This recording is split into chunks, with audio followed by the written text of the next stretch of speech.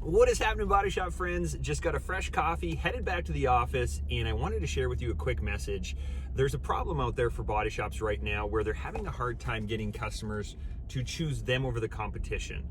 Customer pay is now as high as 28% of the average shop's portfolio in a lot of markets. We're seeing that massive spike there. We're also seeing the length of time a customer is taking to actually make a buying decision for drivable damage, that small to mid-sized damage, the kind of the sweet spot, that's your gravy work. We're finding it's at 17 days now that customer is sitting there trying to decide which shop to choose. So really the question is, how do we influence a customer to choose us and choose our body shop? And a lot of this comes down to the content that you're putting out there. What's on your website, what's in your marketing messaging, what's on your blogs, any kind of on Facebook, wherever you're putting a message out there that a customer is consuming. What do we do to really make sure that attracts the customer to us? So I want to just take a minute to unpack that. Matter of fact, a story I love is going back to 1983. Steve Jobs, kind of the renowned marketer of the world, right? Steve Jobs actually screwed up really bad. He set out to launch the Lisa computer. And so they got this all ready to go. He put a 9-page advertisement in the New York Times, and it was full of technical mumbo jumbo. This is how many gigabytes of RAM, and here's the screen resolution, and so many pixels. Anyway, long story short, it completely bombed. The computer was a massive failure. So bad, in fact, that Steve Jobs left Apple at that point. And he went and worked for, he went over to Pixar, the cartoon movie guys, right? So he learned how to make a message that really appeals to children and childish people like myself. And those are videos that I just absolutely love. But it carries a story, it's simple, it's easy to understand. So after learning how to do that, he came back to Apple in 1996, and he set out to simplify the message. And it went from 9 pages to 2 words. Think different. That was his message, think different.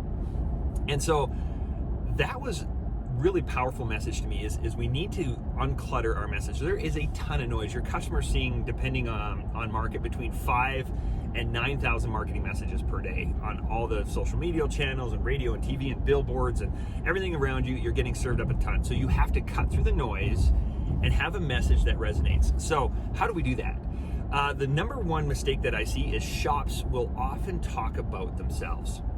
Right? They're going to say, hey, and this is kind of the curse of knowledge, guys. Like, you are the doctor of the collision world. You are the PhD. You understand this industry, but your customer doesn't. So invariably, I used to do this. I used to flop open the yellow pages, and you could see in there where the shop's talking along the lines of, we are ASE certified, we have ICAR Gold certification, we work with DRPs, we have a PDR guy on staff. Like, they'd have a picture of their frame machine on there, and we see this on websites all the time where they're putting pictures of their paint booth and their frame machines. The challenge here is the customer doesn't get it. The customer doesn't understand that. So we need to simplify the messaging, and the most powerful way to simplify your messaging is to actually go ahead and think about the customer's problem. So imagine that you got in an accident, or your customer got in an accident. What are the first things that go through their mind?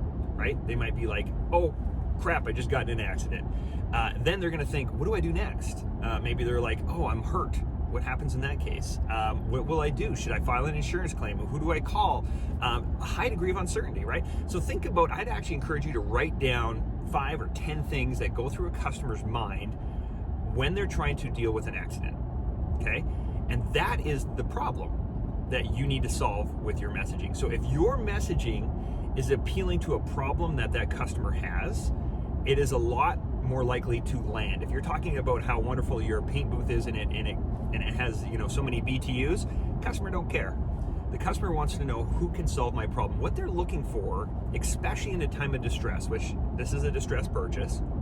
In a time of distress, we need to be able to deliver to them a level of certainty, which is a human trigger, and they're also looking for a guide. They're looking for somebody who can make their life simple, easy, convenient, another human trigger, right? And we want to leverage that to our best ability. So one of the things I encourage you to do, print off the front page of your website, because 96% of people aren't going to navigate past the first page of your website.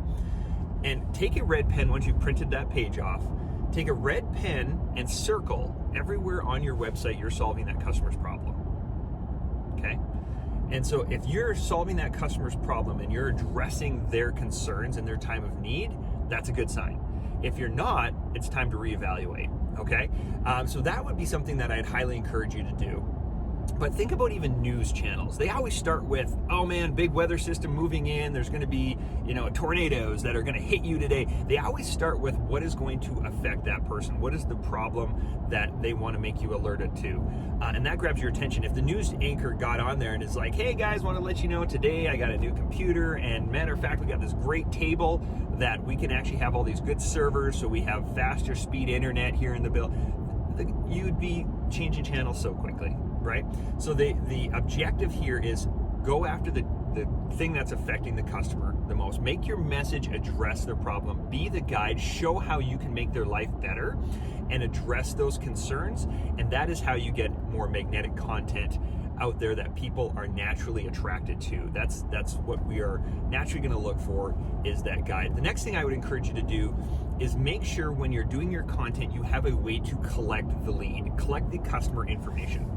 So even if it's informational, right? The 5 biggest mistakes that customers make when choosing a body shop, or whatever, if you're putting a blog post out there, whatever that might be, collect their information and then nurture that lead. Okay, and this is where you get their phone number, their email, their name, hopefully their year, make, model if you can. But this is where you have an opportunity to nurture that customer and get them into a repair. And nurturing is following up with them. Nurturing is keeping it going. And this can actually all be automated. There's programs out there, obviously, like Body Shop Booster. There's CRM tools out there like HubSpot, that actually work on nurturing those leads. And the point of that is, a lot of customers will raise their hand and say, I have damage. But very few shops are good at nudging those people into the door. A lot of them are like, hey, you know what? Once you get the estimate, maybe I'll follow up with you, maybe, right? So that would be something that I'd really encourage you to look into. Matter of fact, guys, if you want some more information on that kind of technology, those kind of things, definitely click the link down below. You can book a demo with one of our product experts. They can take you into it and show you a few more of those details. But for a quick recap, what I would encourage you to think about is, how do I have a message that solves my customer's problem, that speaks to my customer's concerns? And if you start doing that, you're going to see an uptick. You're going to see an uptake on customers choosing you, not on price, never on price. Price, if you're selling on price, that is the death rattle of a body shop. Okay, we want to sell on things that are going to affect or are causing pain for our customers.